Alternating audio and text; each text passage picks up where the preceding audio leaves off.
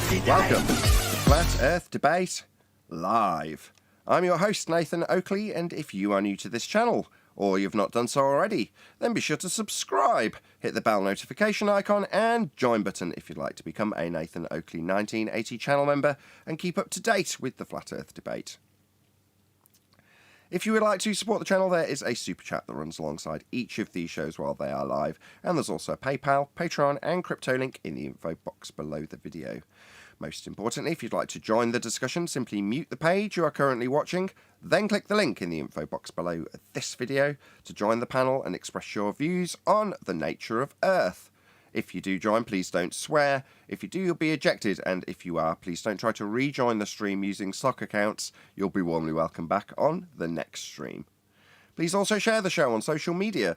Sharing the show obviously increases the live audience, but this in turn increases the chances of a more diverse panel, so please share the show on Facebook and Twitter. One last time, if you're new to the channel or you've not done so already, then be sure to subscribe, hit the bell notification icon and join button to keep up to date with the Flat Earth Debate. Now we are joined by Refracted Curvature, 10th Man, Arwin, Mitchell from Australia, Chocolate Saying, Brian's Logic, Neil, and a whole bunch of people in Discord, so welcome one and all. Thanks, Mr. Break the Show. Hello, good afternoon. G'day. G'day, good afternoon, welcome. Oh, what an enthusiastic start to you. You've all added brilliant stuff already, and it's only just got going, so fantastic, thank you. Any evidence that you can acquire an elevation angle from a curved baseline?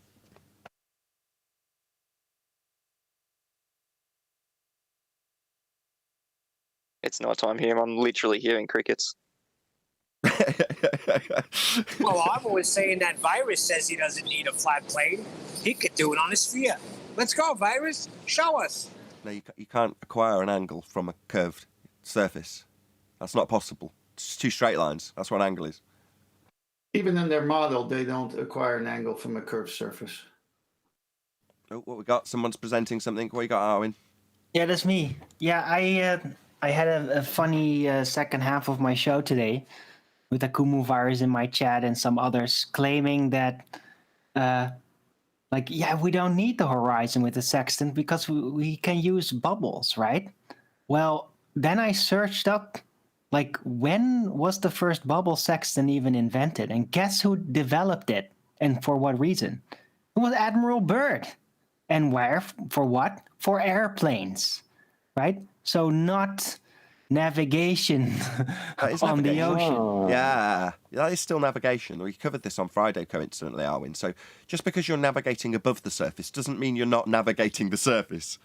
And in order to use a bubble sextant, you've got to have parallel zeniths, i.e. the line that you draw out with your bubble when you establish horizontal with that tool is parallel with the ground.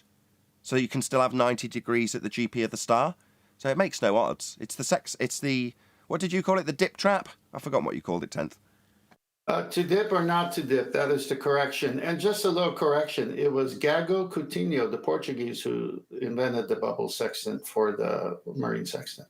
Admiral Byrd may have utilised it in a practical way for the first time, maybe. But no, it certainly wasn't him that invented it. Okay, well, Wiki says that. So... Oh, you Wiki parroter. Yes, thank you, Arwin. No, other than that, yeah, great. Yes, indeed. So, yeah, but it just stood out to me hey, that means 20th century. Hey, it's specifically for airplanes. That makes sense, right? Because a gliding airplane is not going to be wobbling on its axis, right? So it can keep the bubble level enough. It would actually be a useful tool. On a ship, however, on the ocean, no. No, it wouldn't. It would be incredibly impractical. Right. I've shared this before. I'll share it again. They have to fly longitudinally for 2 minutes, and the pilot's told to keep it as steady as you can, especially with the air currents up there. And then the navigator shoots for 2 minutes the star every 15 seconds. And then they get the average of those 60 sightings, and that's how they do it. And so it was copied from the marine sextant, but since they were in the air, they said, how can we utilize the stars? And they said, well, we need to match a what? A baseline. How do they get a baseline? A bubble, a horizontal. Well, let's see if it needs a horizontal to work. What do you think the Earth's surface is after dip correction? I'm just going to play this clip from Tune that's been provided. When Mitchell from Australia and Mr. Sensible were going back and forth, they kind of both had a point, because it seems like there's you could do it using both methods. Would you agree with that? No. There is no triangulation in celestial navigation. It's about it's about the distance and about the angle to the GP. So you can draw it on your chart, draw a line there, and then you do it for all three, and you get your intersection. So it is actually triangulation. You can draw a triangle, solve the triangle, and know the angle that the light, or that the object, must appear to be. And so we can do triangulation, but we have to presume that the Earth is flat. But if you're doing triangulation, you do a triangle on the surface of flat Earth, presuming flat Earth, you get then Hello, everybody. This is unusual. Sorry, that was the video from Flat Earth Math that I clicked on, and it started playing. So yeah, I don't know.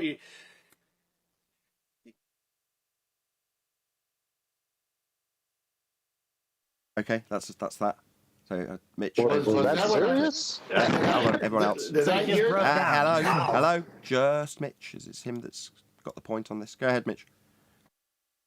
It just seemed like a very awkward ending there when he realised what he was just saying, that he has to presume the flat Earth and draw the triangle on that flat Earth. Triangulation actually does work. Very, very awkward. Indeed, he's conceded the point. I just wanted you to point that out, Mitch. Indeed, that's a concession. Yes, you have to have a flat Earth to acquire an elevation angle. Has anybody else got anything on elevation angles? We'll move on with housekeeping if not. Who's the lucky winner of the $10,000? Nobody ever will be, because all Toon will ever do, because of this in the pre-show, was claim that, no, what you've used with that Cartesian flat map is actually global. See that flat map? With length, breadth and depth being accounted for? Yeah, that's actually got a curved bottom to it, even though the baseline for the map is a flat baseline. He'll just do that. He's just a weasel. Nobody should ever be... Can I ask Mitchell? Go on. I was going to ask Mitchell, was the person speaking there a flat earther? Yes.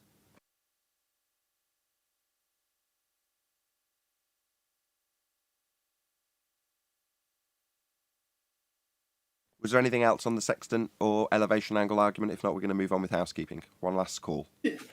Yes, but I'll post it after you're done with housekeeping. No, can we do it now? I don't mind if there's a small gap. Well, I just need time to post it in Master B, so... No, okay, we'll move on then. Any evidence of a physical geometric sphere edge horizon, formerly known as the curve of the Earth?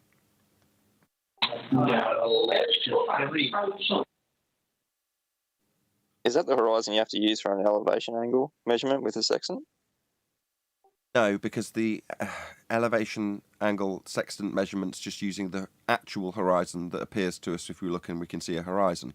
Whereas when I ask for any evidence of a physical geometric sphere edge horizon, formerly known as Earth curve, that would be a geometric horizon that you cannot see, cannot measure, doesn't exist, only exists in their sphere Earth mathematics that excludes perspective.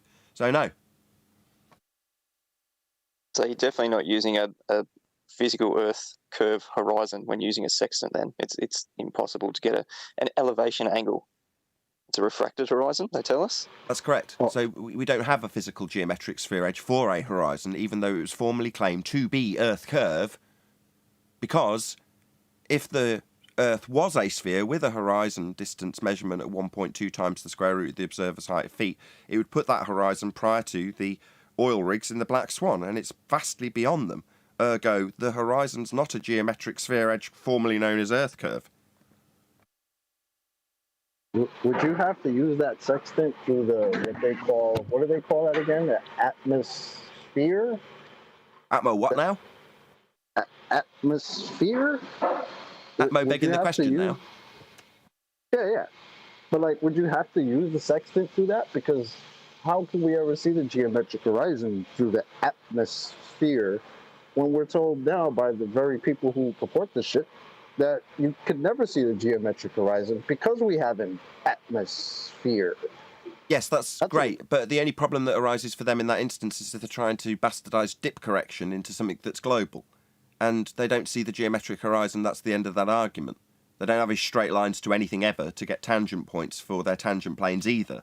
So no, that debunks it on all counts. But when it comes to just the process of celestial navigation, unfortunately for them, it doesn't require a geometric physical sphere edge Earth curve horizon. It requires you use the horizon to establish a horizontal baseline. That would be a flat plane. It's not establishing geometric Earth curve with the sextant. You're measuring an angle. That's 2 straight lines. Definitely not the ground curving, because it wouldn't give you an angle. But the horizon's just used to establish that horizontal baseline in that instance, i.e. celestial navigation. Not a claim we're making. The well-documented process of celestial navigation. Eli, you're clipping, Eli. Well, the one thing I know... I was just... my bad. Because I have a local mute, and I was trying to figure out when to get in. My bad, Nathan, if you guys heard that. Nathan, I got that. Okay, after Eli's done, you can go to Master Me. I got this slide up. Yeah, so I think it was AI who said that they ridicule us and straw men so that people don't see the actual level of scrutiny that goes into the globe. And when we're talking about a geometric horizon, we're literally talking about the measure to the obstruction as a consequence of the geometric shape you live on.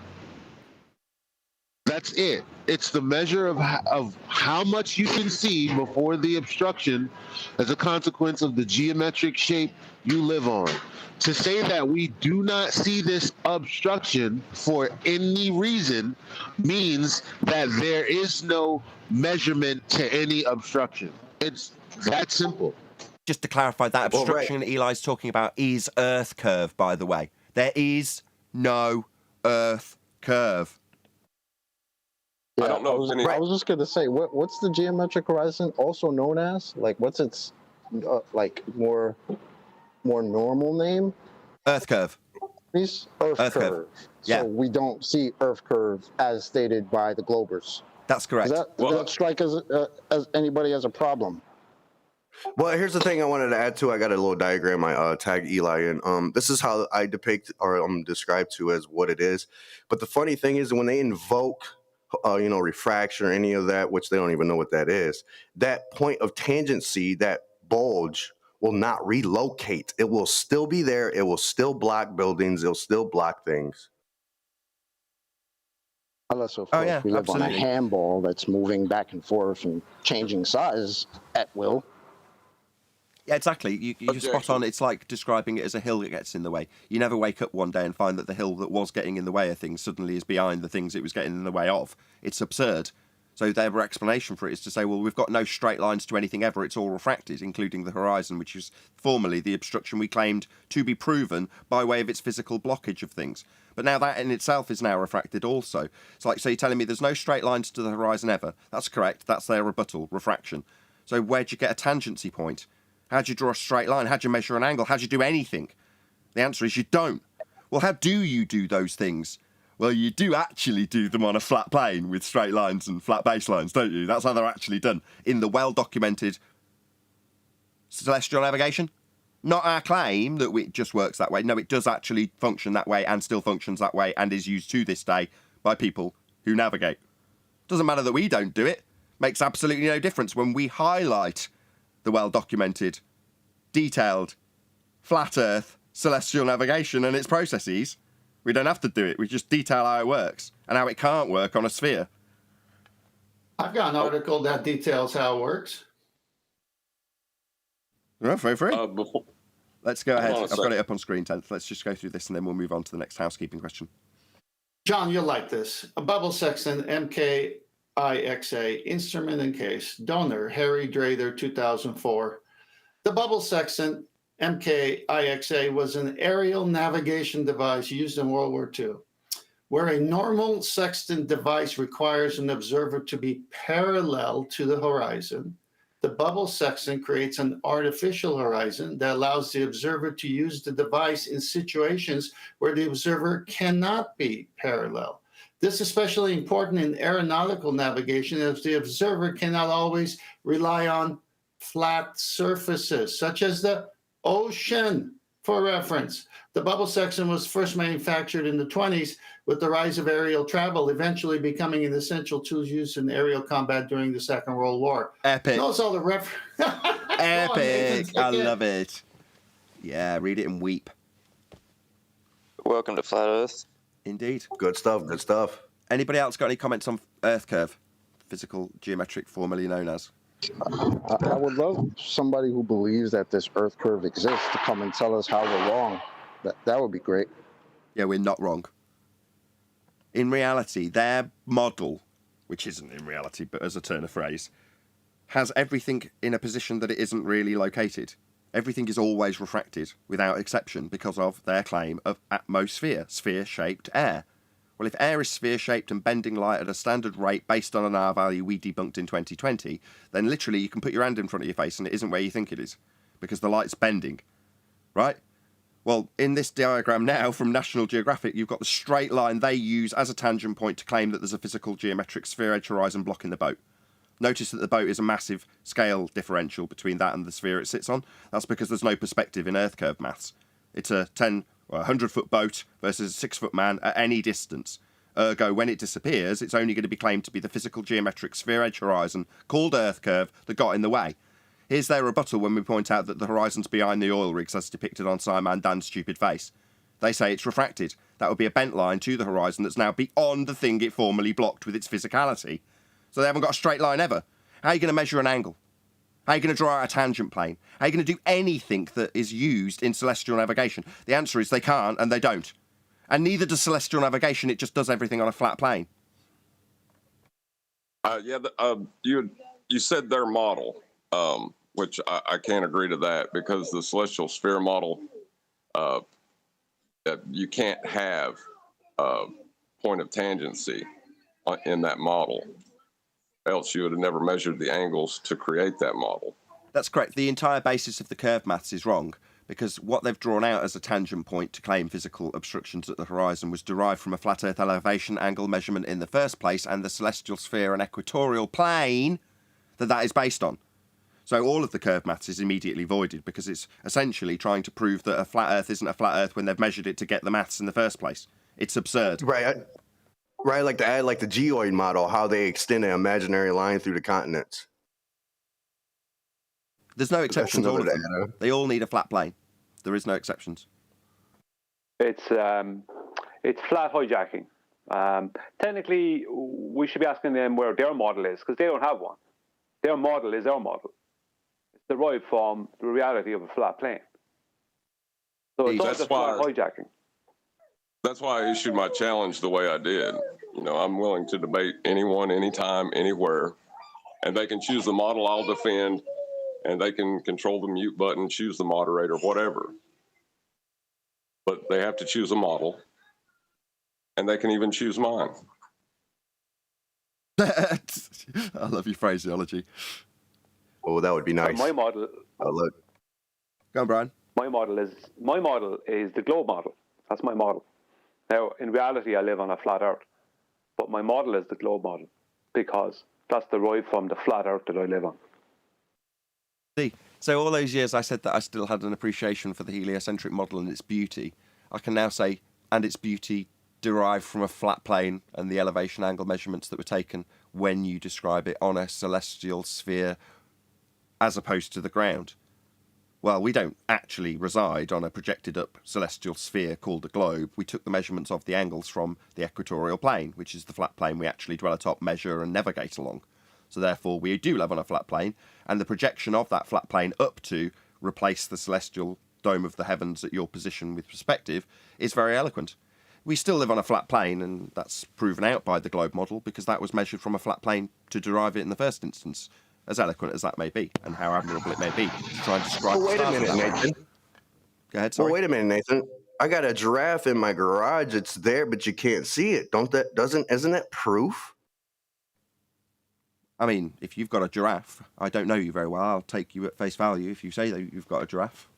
Why would I suspect But you're it's lying? there. You can't see it though. You can never see it. It's there. You've got an invisible giraffe, have you? What's your point? I don't follow. Well, the point, the geometric horizon pointed to that point where you supposed. Where is that? I want that geometric horizon. I want that curve that blocks everything. Yeah, so do they. It's in their maths, marked with the next labelled horizon and formally claimed to be blocking boats and buildings with a feet and inches value that doesn't account for perspective because it doesn't change with distance. Unlike angular size, things get smaller as they get further away. Earth curve is not the only reason things disappear in the distance. It used to be claimed that way from 2015 through 2020.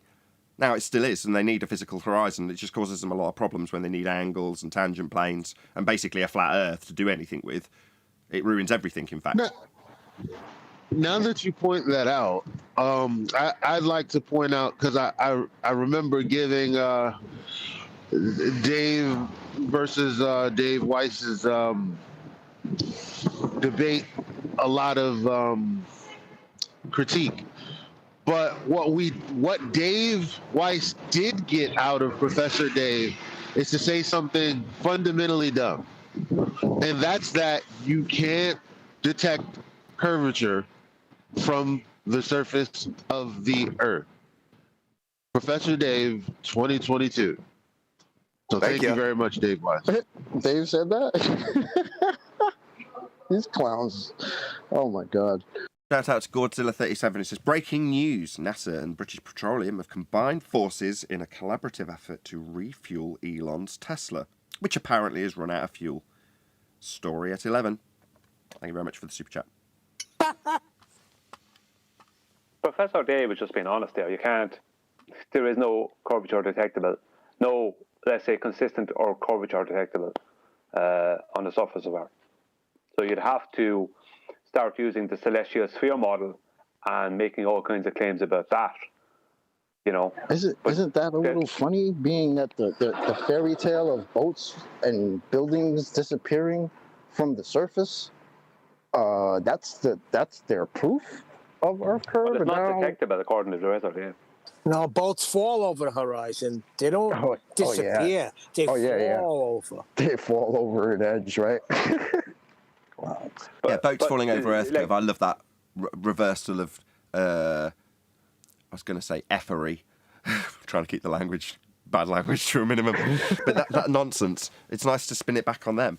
Because, you know, for any of us who do have a model affliction still in the flat Earth community, hopefully that will fade with time.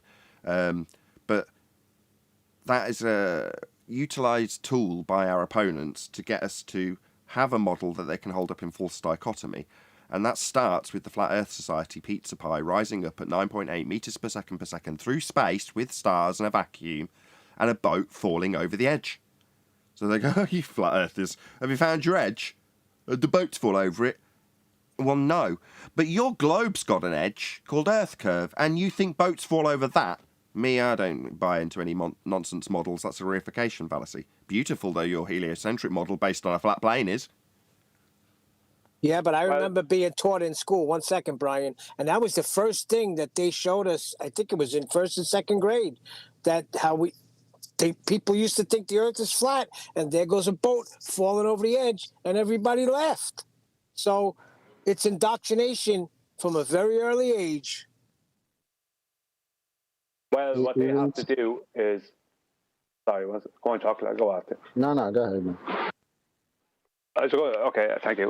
What they have to do is they have to claim that there is no, like they're in that position like Professor Dave is at the moment, where make the claim that there is no detectable curvature to the surface of Earth, and then make claims with the celestial sphere model.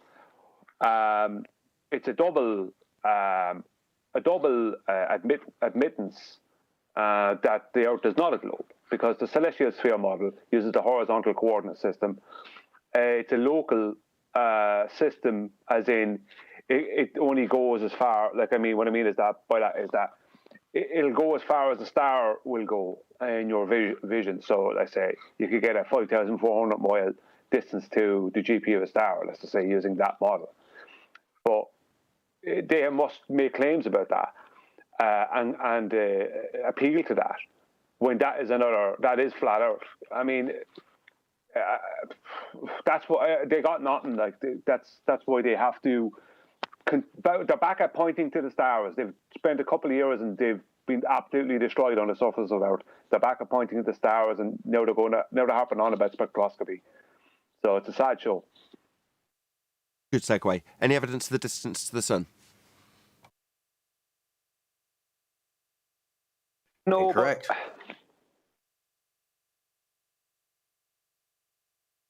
No, well, I like how they try to evidence evoke using radar to try to get the distance, which is a spectrum of light. All electromagnetic frequencies are a spectrum of light.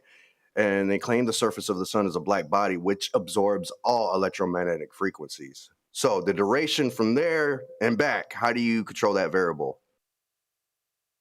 Hold on. I hate to do this to you. There's a minor double-speak correction. They claim it's almost a black body, and QE takes great delight in pointing out that there's no such... Nearly. I'm nearly there. Yeah. Don't ruin the reply. I'll try again. QE takes great delight in pointing out that when they claim it's almost a black body, that's a very binary thing. It either is or it isn't. But there we go. That's just a double-speak contradiction they like to throw in just in case anyone says, well, no, they don't say it's a black body. They say it's almost a black body. It's like almost parallel. Anyway, carry on, whoever that was. Brian. Well, if I'm not mistaken, they got it. The surface is 5,600 Kelvin. I believe that's where they get the almost black body because the center isn't. They claim. Yeah, but all their claims come from spectroscopy, and spectroscopy only celestial spectroscopy, not terrestrial spectroscopy. And within celestial spectroscopy, they make the caveat that they are detecting what's just prior to the sun, not the actual sun. So they don't have any actual information on the sun. If you look at their actual claim, it's all based around gases and things that are prior to the sun. It's not the sun itself. It's all begging the question. Right.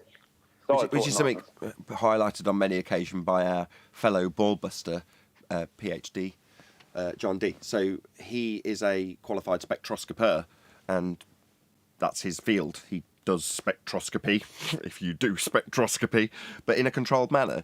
Terrestrial spectroscopy, if you want to call it that, is, in a contained environment where you don't have anything between you and the thing you're studying. It's in a sealed chamber and a very controlled situation. Whereas when you're doing stellar spectroscopy, you're not. You're dealing with vast amounts of stuff between you and the thing you presume you're measuring.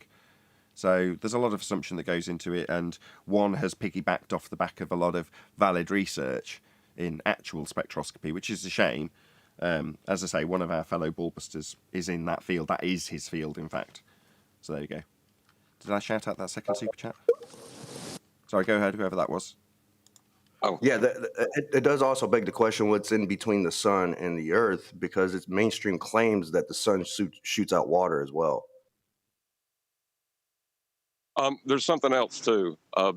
They're talking about radar, right? The return angle of the radar. How will you measure that? You're gonna need a flat earth for that. I love you, John. You're on fire. You have been for about a fortnight.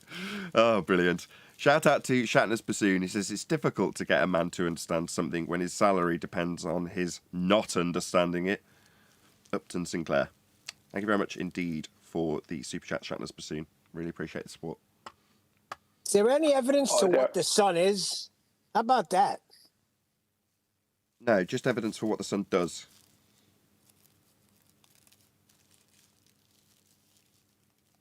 Brian, were you going to say something? Yeah, I was, yeah. There are two, see, all of this, not so much spectroscopy as much, although it's involved, I'm sure, but all our claims,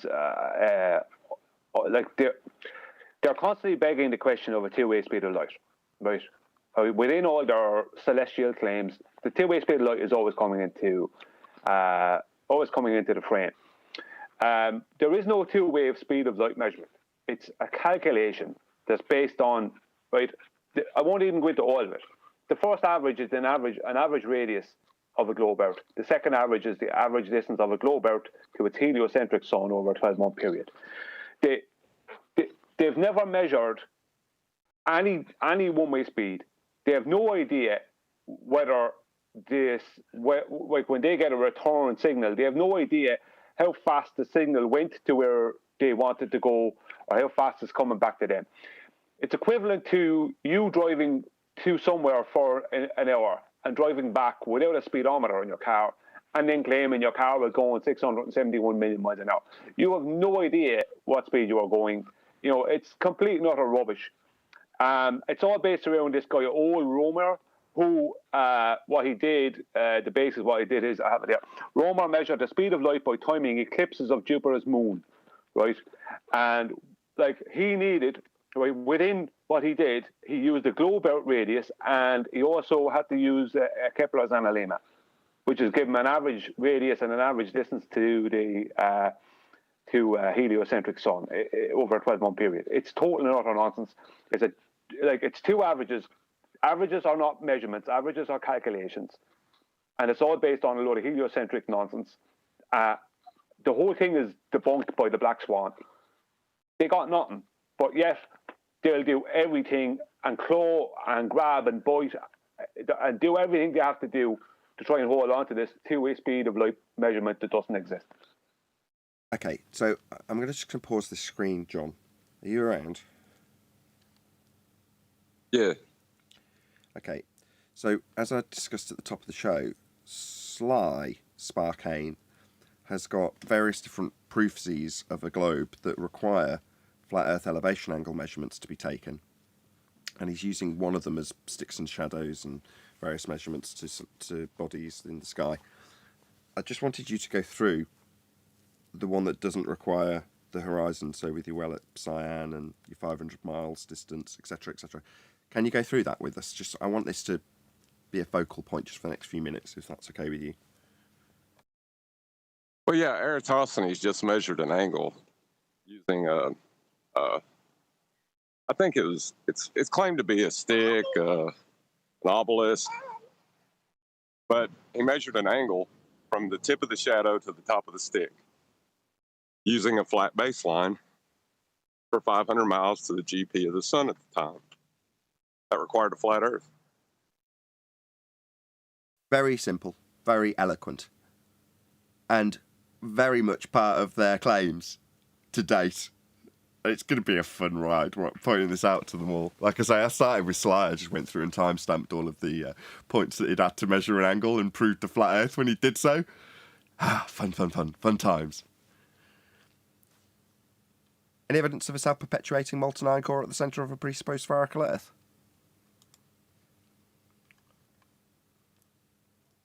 No, there's absolutely no evidence for that. Of all the things they have zero evidence for, that is probably the least amount of evidence that is possible, that they possibly have. It's for that. It's the worst claim ever.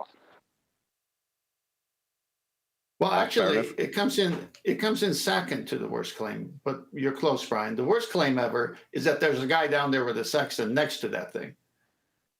Yes. Center of the Earth mode. Oh no, courageous. Well, when you get to centre of Earth, it's the segue into saying, well, no, how are you going to move centre of Earth mode if you can't measure the angle off the surface in the first place? So the greatest embarrassment, in terms of an argument, is the globe itself, because the globe's based on flat Earth. And Neil, when I'm doing that, it's Nightlighter, not Courageous Cat. No, I'm using Courageous Cat, though, and Minute Mouse. Okay. Okay, Tom and Jerry, let's move on. Any evidence of axial rotation of the Earth-based variety? Any evidence of an axis? I had an echo. One more time. Well, the thing I want to question is with the their claim on the moon pulling the tides and then pulling the Earth, and the Earth spins inside the tides. With the axial rotation and the equatorial bulge, wouldn't that collide, causing a force that will have tides come to the center of it and crash and have tsunamis that are widely spread? What bulge? Well, they claim 14 miles, 16 miles roughly around there, equatorial bulge at the equator because of the moon. What you mean? So there's not one radius? I thought it was meant to be 39.59. So it's not somewhere. Slightly chubby. Uh-oh. Pear shape. Here's the problem. You could talk to a baller, anti-flat earther, whoever, even the so-called science teachers in school. I don't feel like I'm spinning. Do you? No, I don't either. But we are. Well, if you don't know you're spinning, but you believe you're spinning, and I know I'm not spinning, so I don't believe I'm spinning. Those are two beliefs based on what? Logic and common sense and your senses, right? So even they have to admit we don't feel the spin that they want to attribute to this ball. No, but they Think claim about the Coriolis. nonsense of that. Well, they claim Coriolis drift, don't they? So they claim that, in an example, again given in Slice Barcane, he's utilising Bob Nodell's claimed to be proofsy of a spinning ball Earth in the form of a gyroscope. Well, that's a Coriolis claim. 2 reference frames, Earth turning underneath. Well, that means Earth turns underneath. That is what Coriolis is. You on a turning reference frame, like a roundabout, ball gets thrown over the top of the roundabout. When you're turning underneath it, you look at the ball and it looks like it curves. It doesn't. It's you turning underneath. So the effect of Coriolis is only induced if you turn underneath. Does Earth turn underneath helicopters? No, it does not. Does Earth turn underneath drones? No, it does not. Does Earth turn underneath aeroplanes or hot air balloons or you if you jump up and down? No, it does not. So what's the response we get from anti-flat earthers? We get told we wouldn't expect to see drift. And you go, what? The claim that we have Coriolis is a claim that Earth turns underneath stuff that's not attached. Neil deGrasse Tyson describes it as a football seeming to drift as you look at it from the stands because Earth turns underneath, so it curves through the goal. Well, if that's true, then Earth turns underneath the blimp film in the game and the hot air balloon and the aeroplane and you if you jump up and down. But that does not happen. Then we get idiots like Simon Dan telling me, with examples of things not drifting, that my reference frames are ruined because we detail how there is no Coriolis effect to observe on a turning Earth because we don't have a turning Earth turning beneath stuff to give us that effect.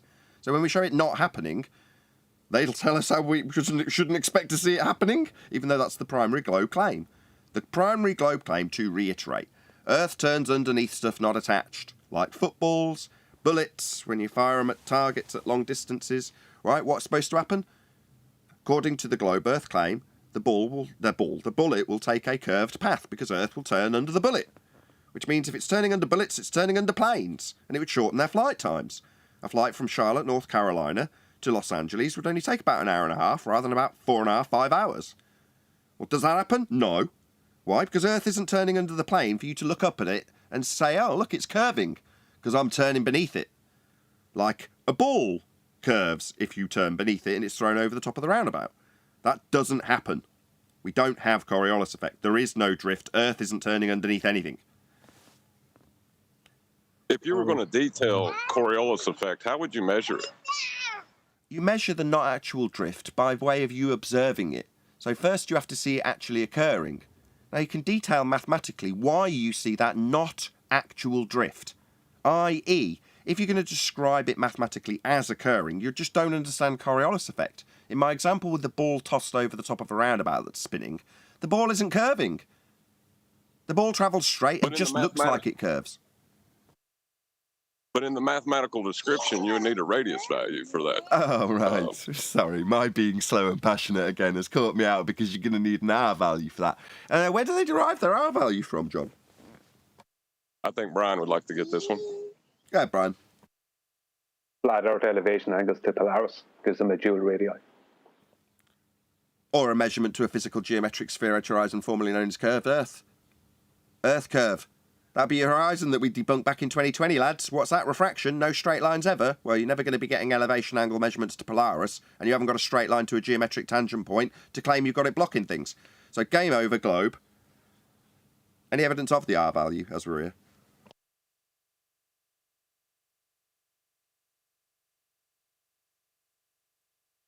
Earth radius. Anybody at all? Well, there is no evidence of a globe. There's no evidence. But I have an awesome photo that was filmed by Dr. John D. looking onto France. It's wind turbines. It shows angular size change due to perspective, and there is no curve.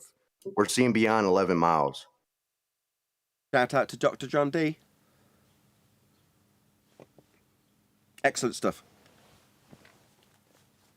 Any scientific evidence of gravity? Oh, go on. Sorry, just a second. Just not that it matters anymore, but I'll say it anyway. I seen a video recently. It was a 2-minute video from Heath Carmody, where he literally put his camera into the water. I don't know how he did it, but he put the camera so the lens was partly in the water, looking over a lake. And he was seen, I think it was 9 miles away, from probably about half to 1 inch off the water. And Hold on a second. We haven't rehearsed this. This isn't going to be some blag to try and sucker him into claiming geometric horizons again, is it, Brian? Because I'm not in on this. I don't know where you're going with this. What's going on? No, I'm just stating that. I mean, as I said, it's a bit out of date, but I'm just stating that. Like Heath Carmody was showing that even at, like, with his lens in the water, he could see across to this shoreline that was 9 miles away. And there was a piece of land jutting out at about 3 miles from that. And the horizon, or that whatever he was seeing, was way past that. So it's like, I don't know how they're going, I don't know how they rectify that inside their minds. You know, there should be Earth curve a very short distance basically from where his camera lens was, and in their world, and it's not there. And if there was more distance on the lake where he was looking, he probably would have seen further. I mean, I don't know what to say. Like, I find it, for me, it's unbelievable that people can continue to believe something that is obviously just not true. Well, it's at 1 foot, your observation height at 1 foot, and your geometric horizon can be no more than 1.2 miles away. What would that be if your observation height is the water? What, 0? Basically, yeah. If half your lens is in the water, well, damn, your geometric horizon should be a little closer than 1.2 miles away. Well, you sat on it. According to them, you sat on it at that point, aren't you? Basically. But you're still seeing things 9 miles away. Curious.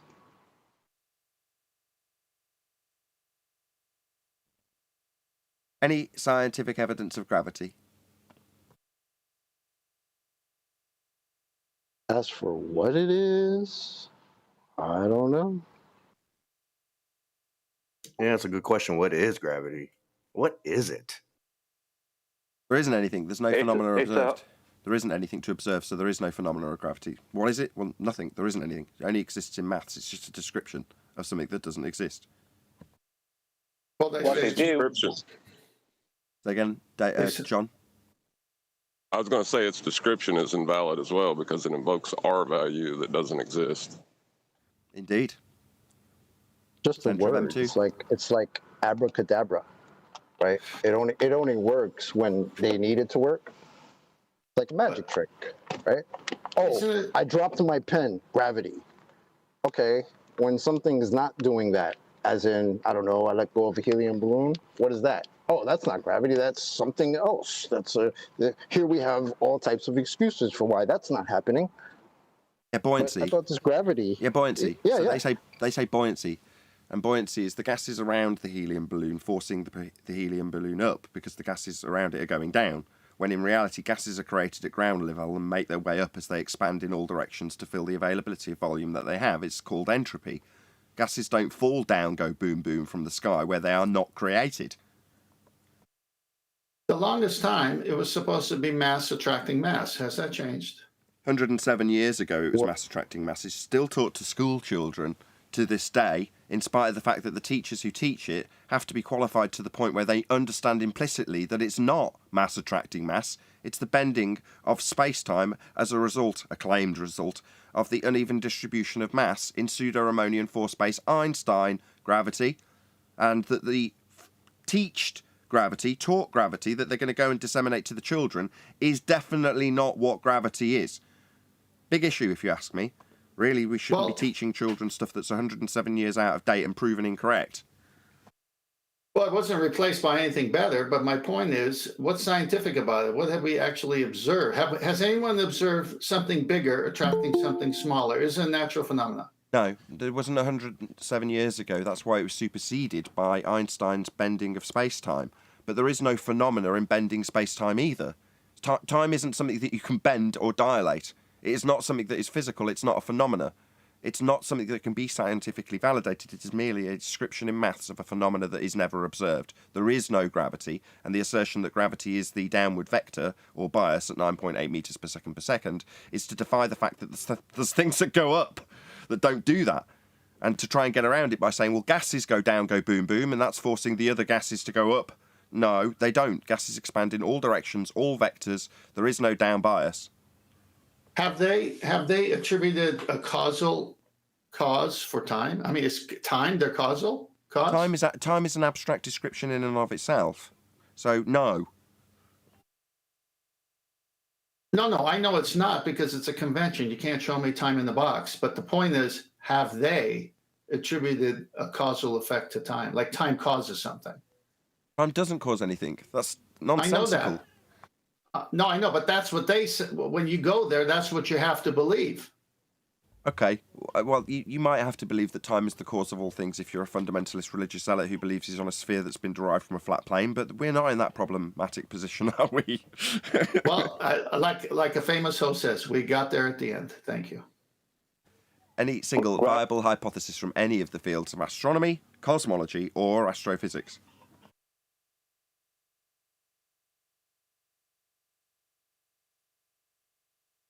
Aren't these the same people who...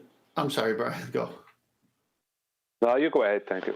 No, I said, aren't these the same people who botched up time? Botched it? How can you botch it? It's not a real thing. No, I know. When they attribute something real to something not real. Now, repeat that last question. Oh, botched. By botched, you mean reified. A reification of time. Yes, indeed. So, same people got the first one wrong. We have to attribute anything else to these people about that field that is just observing, and it stops there because they can't manipulate anything. So how can it be scientific? They don't have any science. They just claim science when actually they've got just so stories and pseudoscience to offer. It's a magic trick. Yeah, they have a phenomenon, and but they wrap a belief around that phenomenon. So they can't even use it as a phenomenon. How do you use it as a phenomenon if you've already wrapped the belief around that phenomenon? It means that anything you do after that, not that they can do actual hypotheses tests on an hypothesis, because they can't create a hypothesis in the first place, but because they can't manipulate the variable, but they're independent variable. But the thing about it is that they already wrap their belief around what they see. So no matter what happens, they're going to get it wrong. They're doomed to fail, if you know what I mean. I think their phenomenon, though, they're always going to use a heliocentric model to try to describe the description of that phenomenon within. I don't know if they'll ever get past that step. Would that be the celestial sphere, John? Yep.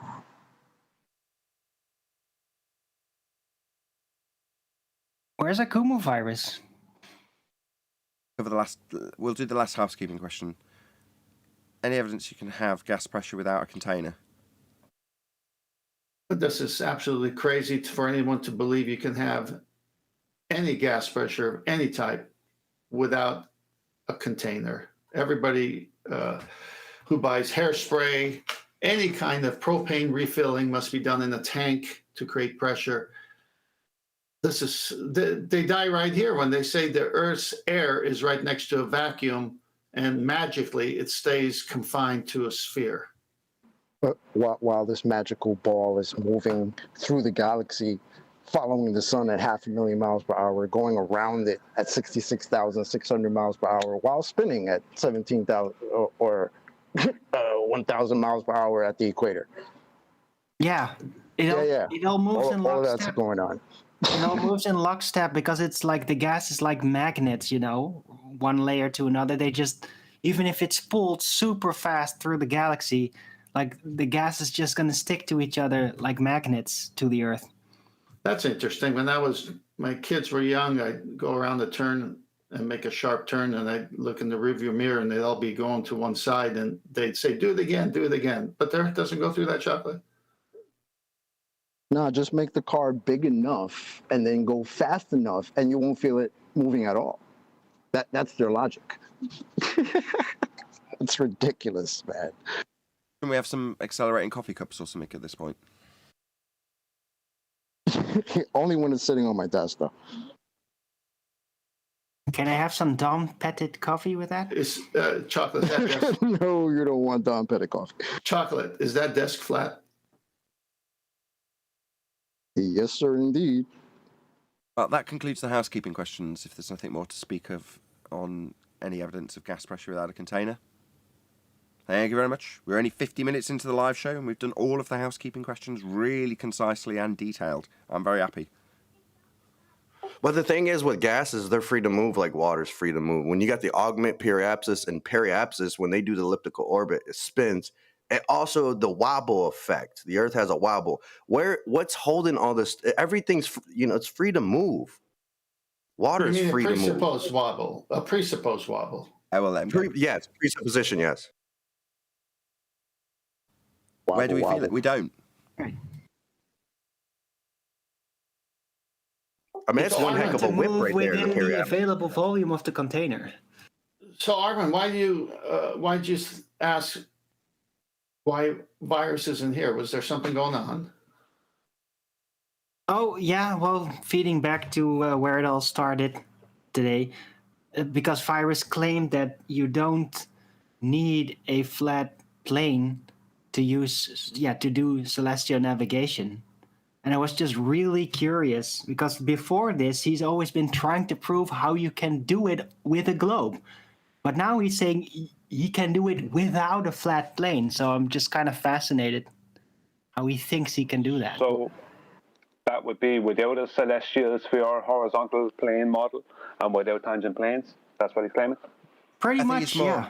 I think what Owen's highlighting is the fact that the order it comes out of his mouth is to say, I can do it without the standard, normal, using a flat plane way that celestial navigation typically utilises. I can do it in a different way.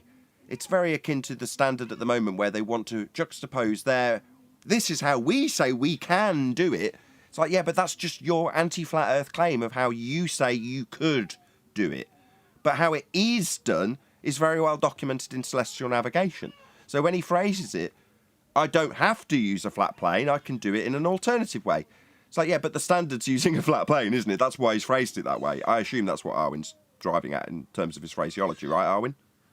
Well, yeah, we didn't really get to any actual explanation, surprise, surprise, just quickly moving on when I was trying to make him explain how that would work.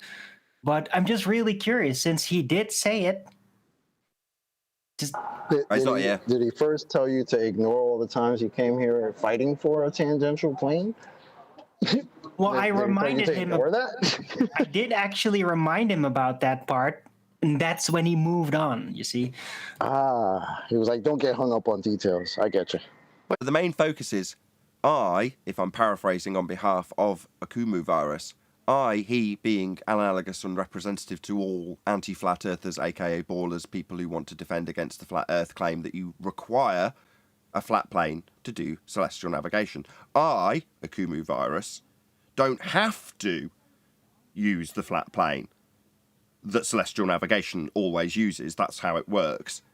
So yeah, they have a claim now in terms of how they say it could work if we take what they say is done at face value. And occasionally they might find on page 57 of a 57-page document on celestial navigation a version that disclaims how you could transpose all of this onto a sphere, but nobody ever does it and it's far too complicated and not required. And they might take that as their citation. And then when you go to the first page in the introduction and you show them a triangle, suddenly they crap their pants. I remember having a back and forth with Virus where he admitted that the bubble sextant creates a flat plane at the eye line, horizontal, straight all the way to the GP. And that's why you're able to take the elevation angle and minus it from 90. So that would be a right angle triangle from the eye line all the way to the GP of the sun or star. It could be thousands of miles. That's pretty flat if you believe you live on the curved exactly. surface. I mean, he's basically paralleling and describing how you do it on a flat plane, and he's describing it that way also. Hence his need to say, I don't have to do it in the way it's done on Celestial Navigation's books. I can do it this other way. That's just our frivolous nobody claim from people like Rufy or Protothad or Virus. You could do it that way, could you?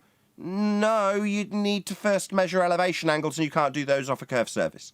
So no matter what you say, as Toon found out 78 times we're up to now, by the way, if anyone's keeping count, you can't first measure an angle if the surface is curved. No, you need a flat baseline. Game over. Where is Virus? He didn't want to come and defend this crap while we're live? Is he waiting for the after show or something? Nothing to defend. We're just discussing the interesting phraseology of I don't have to use a flat Earth.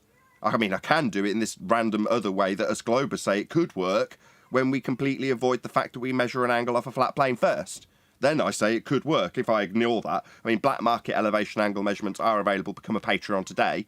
Just hit me up on the download. Say, hey, man, I need a flat Earth angle. You know, I'm going to be using it for a sphere, but just don't tell anyone. Well, the first bubbles sextant, Gago Coutinho, put 2 spirit levels, one vertical, one horizontal, so he can get a true right angle out of it. Shh, don't mention 90. I can't help it, Mitchell, because, see, no matter what they say, they have to subtract the elevation angle from 90, and the minute they say from 90, it's over for them, because 90 is a perpendicular, 2 straight lines. You are watching this on either Nathan Oakley 1980 or Nathan Oakley Premiering streams, then stay tuned as there will be an after show to follow. Unfortunately, if you are watching this live, this is where we bid you farewell. So a huge, massive, enormous thank you to both Discord and G+ panels for making today's live show possible. Once again, stay tuned if you're watching on either Premiering stream. I've been Nathan Oakley, and I will see you all in the next video.